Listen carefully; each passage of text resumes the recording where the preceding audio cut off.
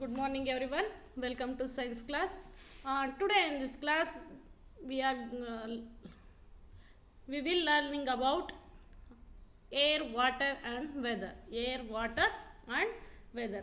Weather is the physically state of the atmosphere at a given time described in terms of atmospheric variables such as air, clouds, air pressure and humidity, rain and sun of place. So, weather is the physical state of the atmosphere. Physical state of the atmosphere at a given time described terms of atmospheric variables such as air, clouds, air pressure and humidity, rain and sun of a place. So weather ಅಂತಂದರೆ ನಾವು physical state of atmosphere at given time described. So ಆ ಟೈಮಲ್ಲಿ ಅದು cloud ಆಗಿರ್ಬೋದು ಅಥವಾ air pressure ಆಗಿರ್ಬೋದು, humidity, rainy season rain ಆಗಿರ್ಬೋದು ಅಥವಾ sun of the place. So ಆ ಸ್ಥಳದಲ್ಲಿ ಯಾವ ರೀತಿ ವಾತಾವರಣದಿಂದ ಕೂಡಿದೆ ಅದನ್ನು ನಾವು ವೆದರ್ ಅಂತ ಕರಿತೇವೆ. Most of our day-to-day activities are influenced by change in weather. So ನಮ್ಮ ಎಲ್ಲ ಆ್ಯಕ್ಟಿವಿಟೀಸು ಪ್ರತಿದಿನ ನಡೆಯುವಂತಹ ದಿನದಿಂದ ದಿನಕ್ಕೆ ನಡೆಯುವಂತಹ activities are influenced by change in weather. ವೆದರ್ನ ಮೇಲೇ ನಮ್ಮ ದಿನದ ಆ್ಯಕ್ಟಿವಿಟೀಸ್ ಎಲ್ಲ ನಡೀತದೆ. The change in weather occurs due to sun, the clouds and the rain and wind. Sun and the weather, ಸೂರ್ಯ ಮತ್ತು ವಾತಾವರಣ. The sun causes weather changes. So it affects movement of air and causes winds to flow. So the sun causes weather changes. ಸೂರ್ಯನು ಕೂಡ ವಾತಾವರಣ changes ಆಗಲಿಕ್ಕೆ ಕಾರಣ. So ಹೇಗೆ? It affects the movement of air. ಇದು ಚಲಿಸುವಂತಹ ಗಾಳಿಯ ಮೇಲೆ ಪರಿಣಾಮವನ್ನು ಬೀರುತ್ತೆ. The causes winds to flow. ಹಾಗಾಗಿ ವಿಂಡ್ ಫ್ಲೋ ಆಗೋದನ್ನು ಅಂದರೆ ಜೋರಾದಂತಹ ಗಾಳಿ ಬೀಸೋದನ್ನು ನಾವು ಕಾಣಬಹುದು. The heat of the sun causes evaporation of water. ಹಾಗೆಯೇ ಇವಪರೇಷನ್ ಆಫ್ ವಾಟರ್. ಸೊ ನೀರು ಆವಿ ಆಗಲಿಕ್ಕೂ ಕೂಡ ಸನ್ನೇ ಕಾರಣ. For example, the heat of the sun causes. So ಸೂರ್ಯನ ಅಬ್ಸರ್ವ್ ಮಾಡುವಂತಹ ಒಂದು causes evaporation of water absorb ಆಗಲಿಕ್ಕೆ ಅದು ಕಾರಣ ಆಗುತ್ತೆ. So which leads to the formation of clouds and rain. So ಹಾಗಾಗಿ ಇದು ಏನು ಮಾಡುತ್ತೆ, ವಾತಾವರಣದಲ್ಲಿ ಕ್ಲೌಡ್ಸು ಮೋಡ ಕಟ್ಟಲಿಕ್ಕೆ ಮತ್ತು ಮಳೆ ಆಗಲಿಕ್ಕೂ ಸಹ ಸೂರ್ಯನು ಕಾರಣ ಆಗಿರ್ತಾನೆ.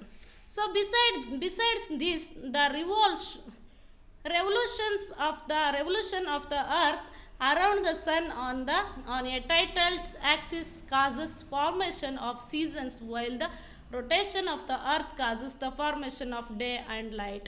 So the revolution of the earth, ಭೂಮಿಯ ಪರಿಭ್ರಮಣೆ, ಭೂಮಿ ಸೂರ್ಯನ ಸುತ್ತೋದ್ರಿಂದ so on the tilted axis causes formation of seasons, while rotation of the earth causes formation of day and night.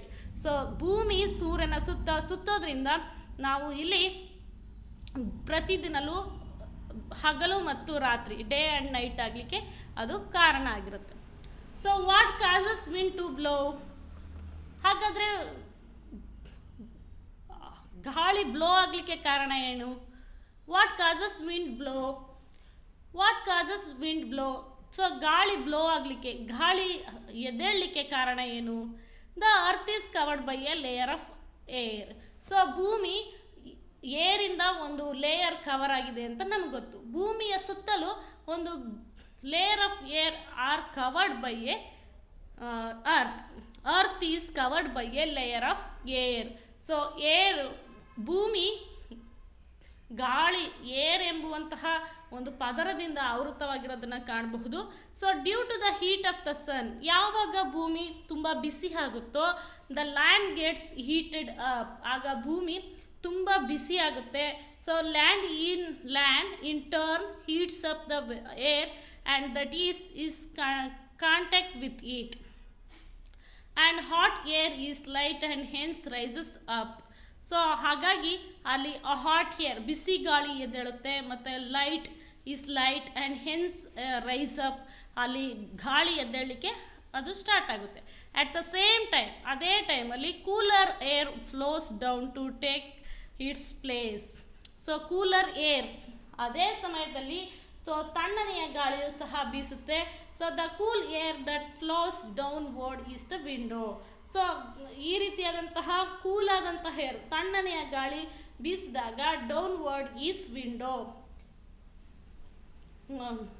ಅಂತಹ ಸಂದರ್ಭದಲ್ಲಿ ವಿಂಡೋ ಅದು ರೈಸ್ ಆಗುತ್ತೆ, ಅಂದರೆ ಗಾಳಿ ತುಂಬ ಬೀಸಲ್ಪಡುತ್ತೆ. Sea breeze and land breeze, ಸಮುದ್ರದ ಗಾಳಿ ಮತ್ತು ಭೂಮಿಯಲ್ಲಿ ಬೀಸುವಂತಹ ಬ್ರೀಸ್ ಗಾಳಿಯನ್ನು ನೋಡ್ಬೋದು. ಸೀ ಬ್ರೀಸ್ ಸಮುದ್ರದಲ್ಲಿ ಬೀಸುವ ಗಾಳಿ. The sun warms both the land and water. So ಸೂರ್ಯ ಭೂಮಿ ಮತ್ತು ವಾಟರ್ ನೀರು ಎರಡನ್ನೂ ಕೂಡ ಬಿಸಿ ಮಾಡ್ತಾನೆ, ಬಿಸಿಯಿಂದ ಕೂಡಿರುವ ಅದಕ್ಕೆ ಸನ್ನೆ ಕಾರಣ. So but the land warms up faster than water. So ನೀರು ಬಿಸಿಯಾಗೋದಕ್ಕಿಂತ ಹೆಚ್ಚಾಗಿ ಸೂರ್ಯನ ಶಾಖದಿಂದ ಭೂಮಿ ಬಿಸಿಯಾಗೋದನ್ನು ನಾವು ಕಾಣ್ಬೋದು. The sea is cool and lands is warm. So sea is cool and land is warm. ಯಾವಾಗ ಸಮುದ್ರ ತಣ್ಣಗಿರುತ್ತೋ ಆಗ ಲ್ಯಾಂಡ್ ಈಸ್ ವಾರ್ಮ್, ಲ್ಯಾಂಡ್ ಸ್ವಲ್ಪ ಬೆಚ್ಚಗಿರುತ್ತೆ. Hot air above the land rises, ಆಗ ಭೂಮಿಯಲ್ಲಿ ಬಿಸಿ ಗಾಳಿ ಎದ್ದೇಳುತ್ತೆ. And cool air above the sea blows towards. So ತಣ್ಣನೆಯ ಗಾಳಿ ಸೀಯಿಂದ ಅಂದರೆ ಸಮುದ್ರದ ಮೂಲಕ ಎದ್ದೇಳಿಸುತ್ತೆ. Towards the land and take its place. ಇವೆರಡು ಕೂಡ ಒಟ್ಟಿಗೆ ಸೇರುತ್ತೆ. So land breeze at the night land is cool. So ನಮ್ಮ ಭೂಮಿಯ ಮೇಲೆ ರಾತ್ರಿ ಟೈಮಲ್ಲಿ ತುಂಬ ಕೂಲಾಗಿರುತ್ತೆ ವಾತಾವರಣ. ಆ್ಯಂಡ್ ಸಿ ಈಸ್ ವಾರ್ಮ್, ಅಂತಹ ಸಂದರ್ಭದಲ್ಲಿ ಸಮುದ್ರ ಬೆಚ್ಚಗಿನ ಒಂದು ವಾತಾವರಣದಿಂದ ಕೂಡಿರುತ್ತೆ. Hot air above the sea rises. So ಸಿಯಲ್ಲಿ ಅಂತಹ ಸಂದರ್ಭದಲ್ಲಿ ಹಾಟ್ ಏರ್ ಅಂದರೆ ಬಿಸಿ ಗಾಳಿ ಎದ್ದೇಳುತ್ತೆ. So cool air above the land rushes to take its place, ಅದರಲ್ಲಿ ತಣ್ಣನೆಯ ಗಾಳಿ ಎಬ್ಬುತ್ತೆ. Thus breeze blows from land and to the sea. ಹಾಗಾಗಿ thus breeze blows from land to the sea. So sun and the water cycle. What happened here? Sun and the water cycle.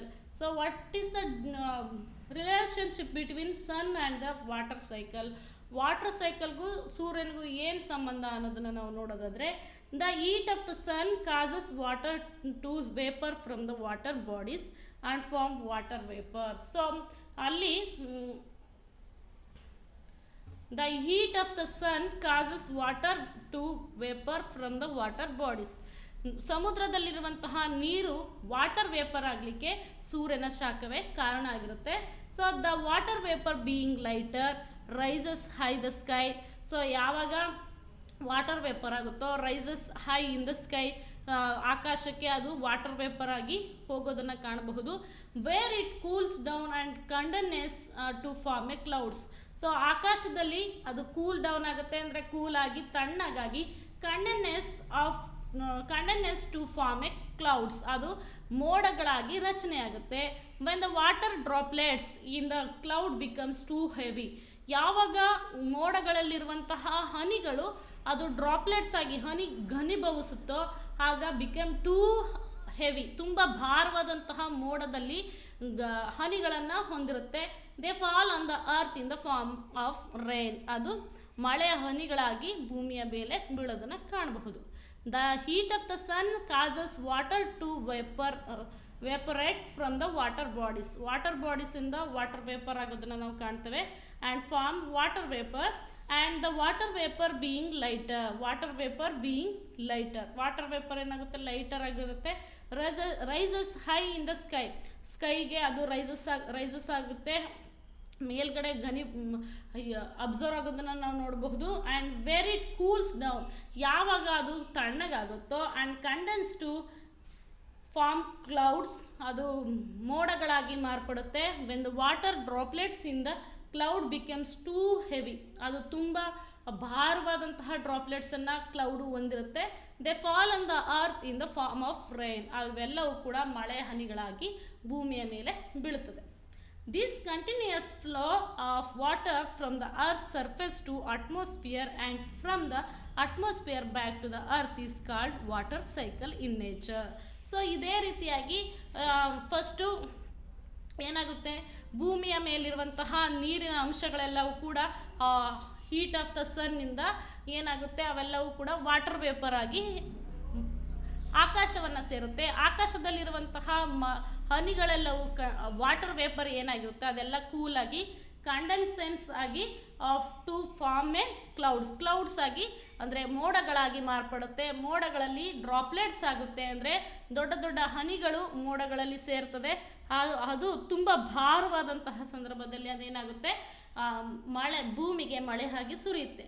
ಮತ್ತು ಆ ಭೂಮಿಯಲ್ಲಿ ನೀರು ತುಂಬಲ್ಪಡುತ್ತೆ, ನೀರು ಎಲ್ಲ ಕೆರೆ ಕಟ್ಟೆಗಳೆಲ್ಲ ತುಂಬಲ್ಪಡುತ್ತೆ. ಮತ್ತು ಅದು ಏನಾಗುತ್ತೆ, ವಾಟರ್ ವೇಪರ್ ಆಗುತ್ತೆ.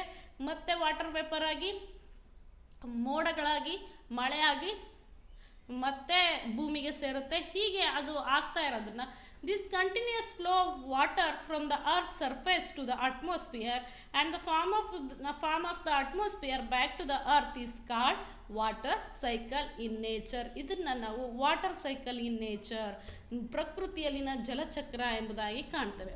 ನೋಡಿ ಮಕ್ಕಳೇ, ಅಲ್ಲೊಂದು ಪಿಕ್ಚರ್ ಕೊಟ್ಟಿದ್ದಾರೆ. ಸೊ ವಾಟರಿಂದ ಇವಾಪರೇಷನ್ ಆಗುತ್ತೆ, ಸನ್ ಹೀಟ್, ಯಾವಾಗ ಸೂರ್ಯನ ಶಾಖದಿಂದ ವಾಟರ್ ಏನಾಗುತ್ತೆ, ಆವಿ ಆಗುತ್ತೆ, ಇವಾಪರೇಷನ್ ಆಗುತ್ತೆ.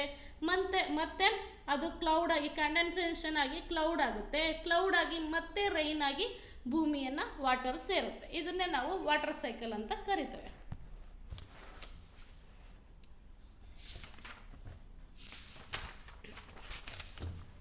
Evaporation and the factors affecting evaporation. So evaporation and the factors affecting evaporation. Evaporation ಅಂದರೆ ಏನು, ಅದರಿಂದ ಆಗುವ ಪರಿಣಾಮಗಳೇನು ಅನ್ನೋದನ್ನ Okay children, I will continue in next class. Thank you children. You also read at your home 2 or 3 times. Thank you children.